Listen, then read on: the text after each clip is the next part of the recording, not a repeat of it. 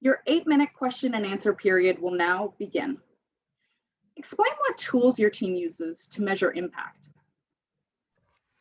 Yeah, so for Cedar, how we measure impact is through 4 different ways. The first of which being the number of people we have directly impacted. So that involves going to community eats and serving the people who are waiting in line and trying to figure out their food situation, and then cross-reference that from the first time we survey them to see how our impact and how our success has developed over time. The next is the number of businesses that we've partnered with. So that involves either making businesses more aware of their food practices or diverting their extra food away from landfills as well. As for our last 2 measures of success, or how we measure our impact, this is done through how much food we have diverted and also the clicks or interactions with our content. So for Innovate, the way that we measure our impact is through the number of students that we directly and indirectly impact. So majority of the students that we impact are through the Innovate program. So students who actually receive our content and they create our business ideas at the end. It's also through the amount of students that registered and also attended the webinars that we hosted this year. So we hosted 3 mentorship webinars around the topics of university preparation and career path preparation. So all the students that did attend did receive our content and they were impacted with our program. And also just through our social media content, we post regularly and have surveys as well, post and pre-program surveys. So any students that participate in these surveys and go through our program will be impacted. Did your team take any, sorry, go ahead. And for Roots of Innovate, the way we quantify our impact is through post-workshop surveys, which we collect data from our students' feedback on our workshops.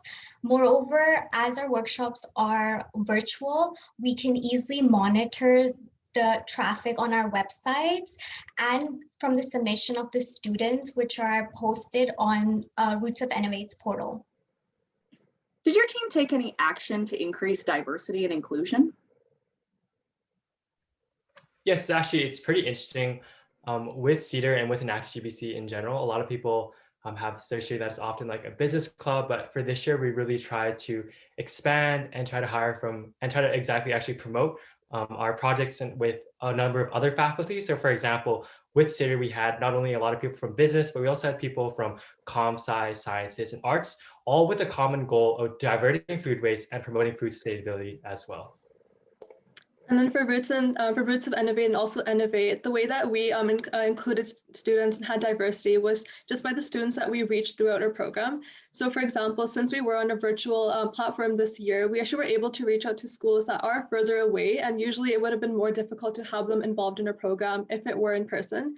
So we were actually able to even reach out to schools in Toronto and also on Vancouver Island. And all these students did participate in our program this year, and they were included in our program. Why is your team the right group to run this project? Yeah, so for Cedar, I think we have a really great team. And again, and just building on what I mentioned earlier, just the fact that we have so much diversity within our team and we have a lot of different perspectives and opinions that contribute to our goals. I think we came together so well in the past year and we meshed really properly, combining all these different mindsets of sciences, arts, and business again, and trying to tackle these goals for all of really Cedar, Innovate, and Roots of Innovate as well.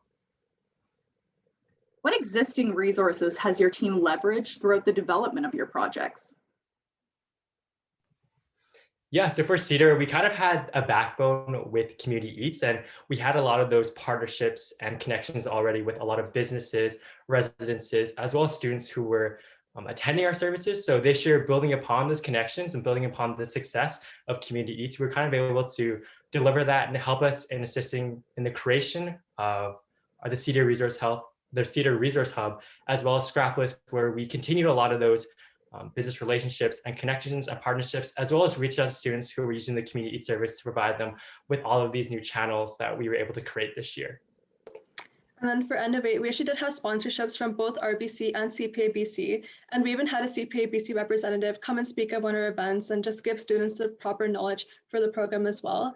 And also some other resources and partnerships that we leveraged was both through Roots of Innovate, just partnering with different schools and different teachers to ensure that we do have new schools and also returning schools come to our programs each year. If your team was given $25,000 right now, what would you use it for?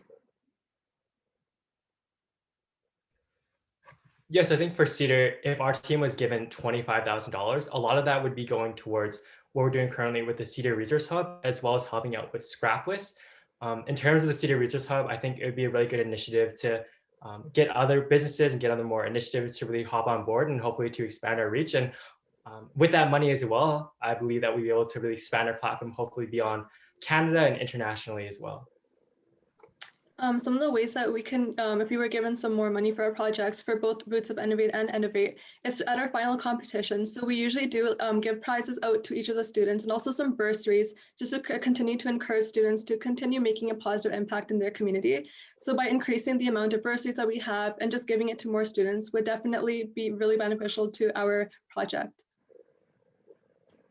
Can you outline the costs related to the development of this project? So as for Cedar, there actually isn't that many costs involved, considering that a lot of the work we did for the Cedar Resource Hub mainly involved just reaching out again and networking with a lot of startups and initiatives that are local to BC. As for the Scrapless app that we helped create this year, that again was involving just providing our business expertise, considering that the creators had a lot of ComSci experience and app experience, but they lacked some business knowledge, so we were able to provide that for them. And then similar for Innovate and for Roots of Innovate, there were not too many costs involved. We did have a lot of sponsorships, so they did cover any like prize or like incentives that we were providing our students. We did receive that.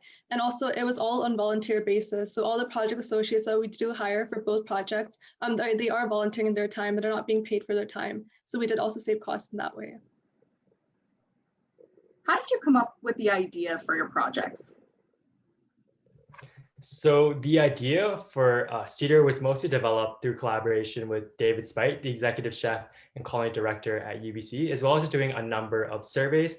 For example, going out to students and figuring out what the food insecurity situation was on campus, as well as again talking with David Spite to determine which residences and which local businesses were generating a lot of food waste. I think combining those two needs and those two pressing movements within our society, that's kind of how we developed the idea of Cedar. And then for Innovate, we actually did notice that there was a gap in the BC school curriculum, and topics like entrepreneurship and innovation were not really being taught. So that's why we actually collaborated with teachers and figured out ways that we could implement our program into their school curriculum to make sure students are actually taught how to apply their skills and actually create and jumpstart their own initiatives. Similarly, for Roots of Innovate, just identifying the gap in the BC curriculum for elementary school students, we were able to tailor our digital workshop content to meet and fulfill those needs, especially with entrepreneurship and financial literacy. What do you expect your project to look like a year from now? Yeah, so for a year from now, we plan to actually grow in 3 different ways, being a return to the community eats. So Your time has now expired. Thank you, Enactus University of British Columbia, Vancouver.